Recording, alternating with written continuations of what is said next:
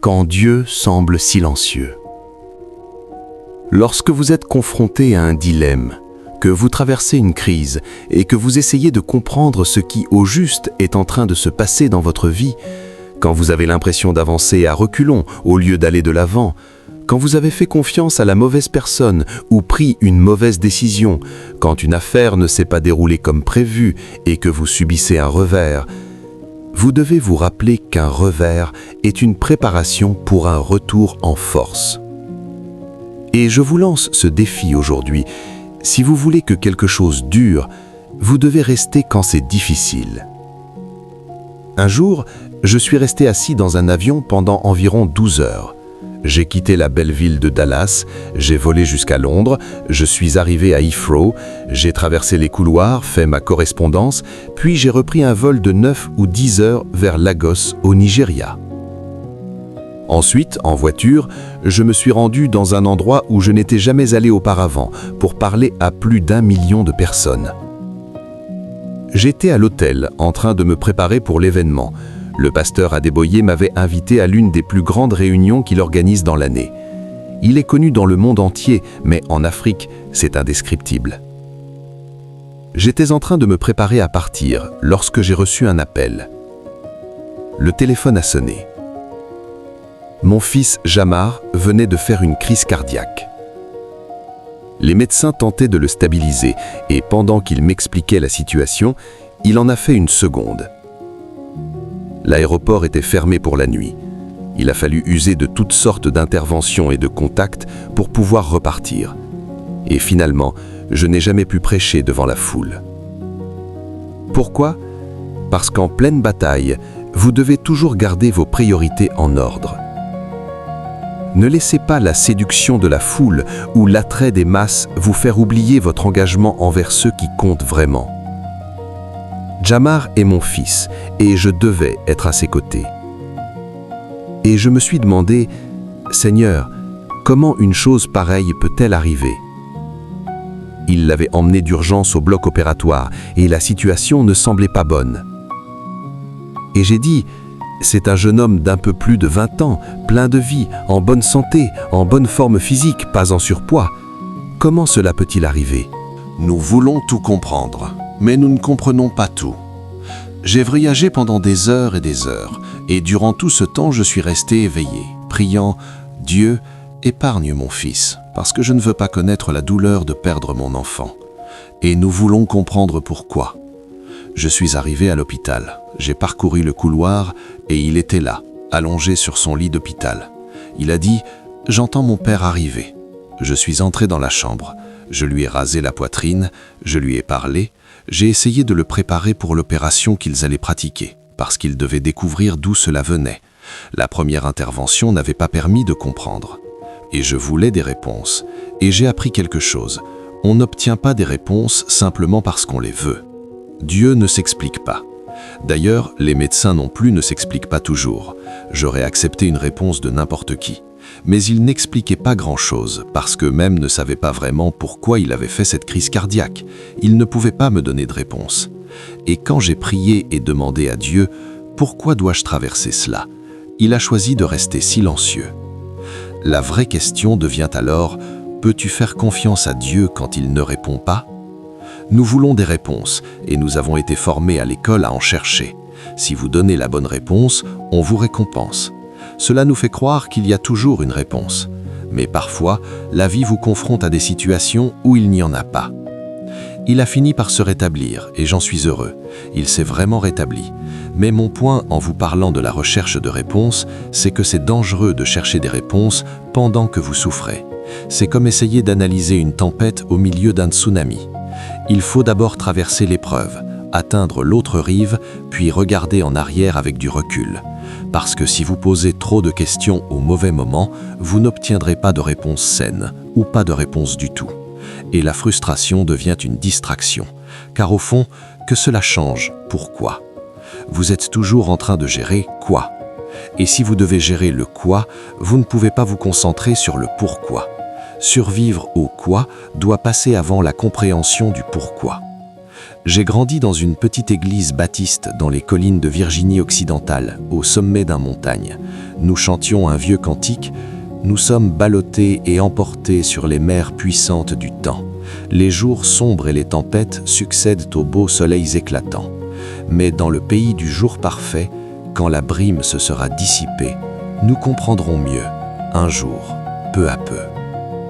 Parfois, vous devez accepter de marcher dans l'obscurité, de marcher par la foi et non par la vue. Ne demandez pas à Dieu de s'adapter à votre intellect, car lorsque vous demandez à Dieu de s'adresser à votre logique, vous lui demandez de descendre à votre niveau. Or, ses pensées sont au-dessus de vos pensées, et ses voies sont au-dessus de vos voies. Pour s'expliquer selon votre compréhension, il devrait s'abaisser à votre niveau. Et parfois, Dieu ne s'intéresse pas à votre intellect, il s'intéresse à votre obéissance. M'entendez-vous? L'obéissance se prouve le mieux quand vous ne comprenez pas. Si je dis à mon enfant « range ta chambre », il ne peut pas me demander pourquoi. Je n'ai pas besoin de lui expliquer que nous attendons des invités ou que ceci ou cela arrive. Non, j'ai dit « range la chambre ». L'obéissance vaut mieux que le sacrifice. L'obéissance vaut mieux que la compréhension. Et Dieu essaie de nous apprendre à lui obéir et à lui faire confiance dans cette vérité. L'élagage n'est pas une punition. Vous n'êtes pas maudit parce que vous avez passé une mauvaise journée. Dieu ne vous punit pas simplement parce que vous traversez une saison de souffrance. Cela peut se ressembler, mais ce n'est pas la même chose. L'intention entre l'élagage et la punition est totalement différente. L'élagage est la récompense d'avoir quelque chose de précieux. C'est ainsi que Dieu vous montre que vous avez de la valeur. Il ne vous élaguerait pas si vous étiez un buisson mourant. Personne n'élague un buisson qui meurt. Il vous élague parce que vous portez du fruit. Mais l'élagage ressemble à une punition, et si vous n'y prenez pas garde, vous aurez l'impression d'être puni. Et si vous acceptez cette idée, vous finirez par croire que vous êtes maudit. Dieu ne nous détruit pas en nous coupant. Il coupe pour nous guérir. J'ai dû faire confiance à Dieu lorsqu'on m'a ouvert le dos sur plusieurs centimètres pour m'opérer. J'ai dû apprendre à marcher à nouveau. J'ai dû faire confiance à Dieu lorsque je prêchais dimanche matin sans pouvoir marcher correctement. Je suis allé à Washington, D.C. pour prêcher. La douleur était si intense que je devais m'allonger au sol derrière l'église. Puis, au moment où l'on allait m'introduire, je me levais et je prêchais. Et lorsque l'onction descendait sur moi, que l'esprit commençait à agir et que l'énergie spirituelle montait, c'était comme si je n'avais plus de douleur. J'ai commis une seule erreur. Après avoir terminé de prêcher, je me suis assis, au lieu de partir immédiatement. Et lorsque je me suis assis, je n'ai plus pu me relever. Et là, devant tout le monde, ils ont dû m'aider à me relever de ma chaise. Celui qui venait de prêcher avec puissance, onction et gloire ne pouvait même pas se lever de son siège. Cet oxymore entre la force et la faiblesse, entre la victoire et la paralysie, c'est cela l'expérience humaine. La vérité et la confiance vont main dans la main. Elles marchent ensemble. Nous avons besoin des deux pour voir l'épreuve, l'écrasement, selon la perspective divine de Dieu. Nous devons regarder les choses depuis le point de vue de Dieu pour éviter notre vision limitée. Nous ne voyons pas ce que Dieu voit, nous voyons jusqu'au coin de la rue, mais Dieu voit au-delà du coin. Et si vous lui faites simplement confiance quand tout semble s'effondrer, si vous lui faites confiance à travers les larmes qui coulent sur votre visage, si vous lui faites confiance à travers une mauvaise saison et une tempête, et oui, il est permis d'avoir peur, on peut avoir peur et avoir la foi en même temps.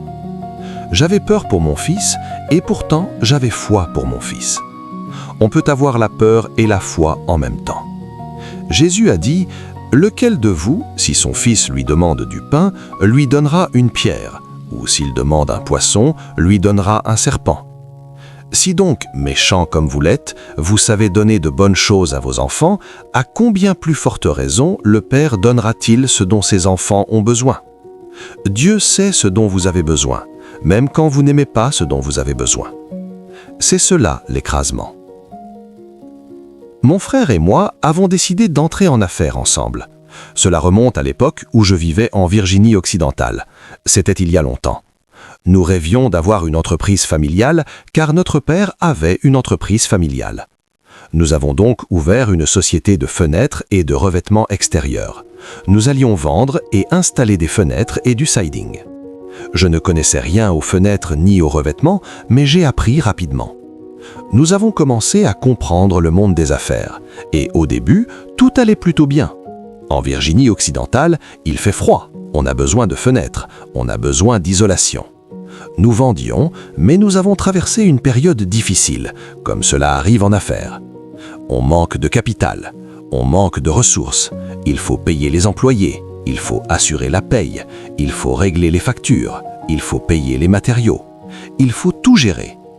Mon frère, qui est mon aîné et qui a toujours su me convaincre de n'importe quoi, y compris le laisser me couper les cheveux alors qu'il ne savait même pas le faire, pouvait me persuader de tout.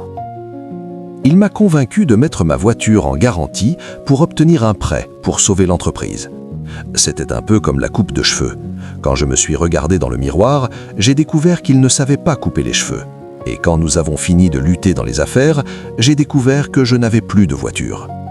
Je me suis littéralement assis dans le salon, regardant par la fenêtre, pendant qu'ils emmenaient ma voiture. C'était après une longue période où j'avais déjà été sans voiture, et j'en avais besoin car j'avais 2 enfants. Et je me suis dit, pourquoi moi? Pourquoi moi? Oui, je te sers, je prêche, je travaille, je me donne, j'aime, j'essaye de prendre soin de ma famille. Pourquoi moi? Et quand j'ai finalement reçu une réponse, la réponse a été « Pourquoi pas toi ?» Waouh! Pourquoi pas toi? Qu'est-ce qui t'exempterait de la souffrance? Si Jésus est allé à la croix, si Paul a été emprisonné, si Joseph a été jeté dans une citerne, si la femme atteinte d'une perte de sang a dû traverser sa longue épreuve, pourquoi pas moi? Alors quand tu fais face à un dilemme, quand tu traverses une crise, quand tu te demandes ce qui est en train de se passer dans ta vie, quand tu as l'impression de reculer au lieu d'avancer, quand tu as fait confiance à la mauvaise personne, quand tu as pris une mauvaise décision, quand ton entreprise n'a pas donné le résultat que tu espérais, quand tu subis un revers, tu dois te rappeler ceci. Un revers est une préparation pour un retour en force. Tu ne peux pas descendre dans la vallée du désespoir, organiser une fête de pitié pour toi-même, te complaire dans ta douleur et t'enfermer dans l'autocommisération et demander à Dieu « Pourquoi moi ?» Alors que Dieu n'a même pas épargné son propre fils, pourquoi t'épargnerait-il? La vraie question n'est jamais « Pourquoi moi ?» mais « Pourquoi pas moi ?» Amen. Je me souviens que notre ministère prospérait, puis en 2008, l'économie s'est effondrée. J'ai dû licencier 40 personnes. Je me suis dit, pourquoi moi, Seigneur? Il m'a répondu, pourquoi pas toi? D'autres traversent la même chose. Pourquoi pas toi? Le Seigneur m'enseignait comment diriger, comment prendre des décisions, comment faire des choix difficiles. N'importe qui peut prendre des décisions faciles en tant que leader, mais pour prendre des décisions difficiles, avoir la colonne vertébrale, le courage, la détermination de faire un choix que les gens n'aiment pas, qu'ils critiquent, qu'ils murmurent contre, mais qui est nécessaire, cela demande de la maturité. Et c'est tombé sur moi de faire ces choix-là. Pourquoi moi? Pourquoi pas moi? À celui à qui l'on a beaucoup donné, il sera beaucoup requis. On ne peut pas accepter le beaucoup donné et fuir le beaucoup requis. Tu dois prendre des décisions difficiles et parfois elles ne sont pas populaires. Ce n'est pas populaire mais c'est intentionnel. Ce n'est pas confortable mais c'est utile. Et au milieu de la recherche du plan de Dieu, tu dois comprendre qu'il a un projet pour ta vie. Les difficultés arrivent à tout le monde. Mais ce qui me réjouit, c'est que les difficultés ne durent pas toujours. Les difficultés ne durent pas toujours. L'art de vivre consiste à faire en sorte que lorsque tu sors de l'épreuve, tu ne restes pas prisonnier du traumatisme. Car l'épreuve a une date d'expiration, mais le traumatisme peut durer 30 ans. Je n'ai pas écrit sur l'écrasement seulement pour t'aider à sortir du problème. J'ai écrit pour t'aider à sortir du traumatisme. Cette trace résiduelle qui s'accroche à toi, qui menace de ruiner ton avenir à cause des incidents de ton passé. Le vent souffle avec violence, le tonnerre gronde, les éclairs déchirent le ciel, et le bateau est secoué comme jamais auparavant. L'apôtre Paul est à bord, avec tous les passagers. C'est en réalité un navire marchand. Il pense se rendre à Rome, mais la tempête devient de plus en plus violente et beaucoup, pris de panique et de peur, veulent quitter le bateau parce que la situation est devenue trop difficile. Mais Paul leur dit « Si vous ne restez pas dans le navire, vous ne survivrez pas. Quand la mer est agitée, nous voulons tous abandonner le navire. Quand c'est dur, nous voulons en sortir. Nous voulons sortir de la situation pour que la douleur cesse. Mais le navire était la solution au problème. Oui, je sais ce que tu penses. Mais l'évêque, le navire s'est brisé.